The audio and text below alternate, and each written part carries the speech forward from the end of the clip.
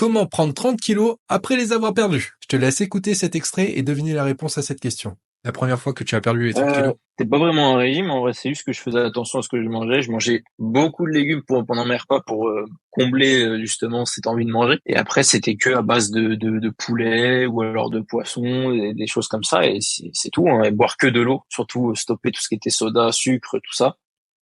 Alors, tu as trouvé? Tu vois ce burger, ces chips, ou encore ce paquet de gâteaux? Les boîtes qui les produisent ont dépensé des millions et ont recruté plusieurs neuroscientifiques dans l'unique but de te rendre accro à leur goût, à leur texture, à leur odeur, etc., etc. Du coup, c'est super de miser sur la qualité des aliments, de manger le moins transformé possible. C'est d'ailleurs ce qui apporterait le plus de résultats si on n'était pas sans cesse tenté par toutes ces alternatives. Écoute bien. Le seul moyen de perdre du poids durablement, c'est de combattre le feu par le feu. Sortir du cadre riz-poulet pour des plats cuisinés un poil plus sexy, voire beaucoup plus sexy. Rajouter un petit peu de fromage râpé par-ci, caser un burger ou une pizza maison par-là. Et quand tu commenceras à faire la gueule lorsqu'on te proposera un fast-food ou un paquet de gâteaux, ça voudra dire que tu suis à la bonne voie. Parce que ce que tu as l'habitude de te préparer te fait plus envie que toutes ces saletés. Ça, tu vois, c'est la base.